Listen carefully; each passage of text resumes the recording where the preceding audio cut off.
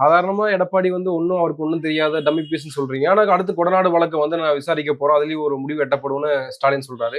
இதுவே வந்து ஒரு மிரட்டல் தான். எடப்பாடிக்கு வந்து ஸ்டாலின் மிரட்டலாரா அப்படின்ற ஒரு கேள்வி. நாங்க எதுக்கு மிரட்டணும்? அந்த அந்த அப்படி ஒரு கொலை குற்றமே நீங்க சொல்றீங்க இல்லையா, அப்படியே தடுத்துட முடியும். கொலை குற்றம் அதெல்லாம் நடக்குது அப்படின்னு எடப்பாடி பழனிசாமியில் அவங்க கட்சி தலைவியினுடைய பங்களாவே கொலை கொள்ளையெல்லாம் நடந்திருக்குது. அது எப்படி சிசிடிவி ஆஃப் ஆகும்? ஜெயலலிதா அப்போலோல அட்மிட் பண்ணும்போது சிசிடிவி இல்ல. ஜெயலலிதாவோட பங்களால கொலை குற்றம் நடக்கும்போது, கொள்ளை நடக்கும்போது சிசிடிவி இல்ல. எப்படி? மிரட்டெல்லாம் இல்லைங்க. நாங்க என்ன கேட்கிறோம், ஒரு வழக்கு விசாரணை போயிட்டு இருக்குது. அது எடப்பாடி பழனிசாமி ஆட்சியில நடந்துச்சு. அவங்க கட்சி சம்பந்தப்பட்ட பங்களால நடந்துச்சு. அவங்க கட்சிக்காரங்க சம்பந்தப்பட்டிருக்காங்கிறது டெக்னிக்கல் எவிடன்ஸோட ப்ரூஃப் ஆயிருக்குது. கேஸ் எதிர்கொள்ளட்டும். நடக்குதுன்னு சொல்றோம். இந்த கட்சி வந்து ஒரு வாக்குறுதி கொடுத்துச்சு, அதை செயல்படுத்துறதுக்கு முயற்சி செய்து கொண்டு இருக்கிறது. அவங்க இந்த வாக்குறுதியை மட்டும் சொல்லல, எல்லா வாக்குறுதியும் சேர்த்துதான் சொல்லிட்டு இருக்கிறாங்க. எடப்பாடி பழனிசாமியின் மடியில் கனம் இல்லை என்றால் அவரையும் பயப்படணும்.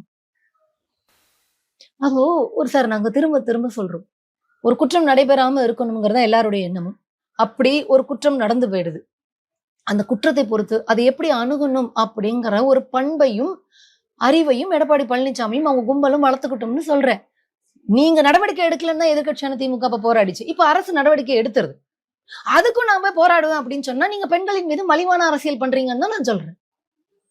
போட்டோ எடுத்ததுனாலே, போட்டோ இருக்கிறதுனாலே மட்டுமே நாங்க சொல்லல.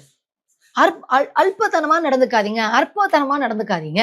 நீங்க எப்படி பொள்ளாச்சி விஷயத்துல ஹேண்டில் பண்ணீங்கன்னு தெரியும். இப்படி வெக்கமே கூச்சமே இல்லாம அறிக்கை விடுறீங்களே அப்படின்னு கேட்கும். வேற ஒண்ணும்.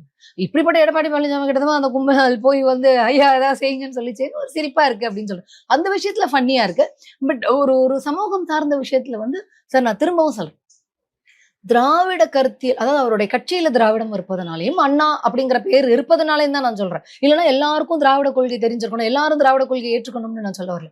அவர் கட்சியிலேயும் அண்ணா திராவிடம் அப்படின்னு இருக்கக்கூடிய பெயர்களுக்கான பொருள் தெரியாத நிலையில் எடப்பாடி பழனிசாமி இருப்பதனால தான் சொல்றேன், அவருக்கு இந்த சமூகம் சார்ந்த சிக்கலையோ, தனி மனித சார்ந்த சிக்கலையோ, நிர்வாகம் சார்ந்த சிக்கலையோ எப்படி அணுகணும், எப்படி புரிந்து கொள்ளணும் கூட தெரியாத நிலையில் இருப்பவர் தான்.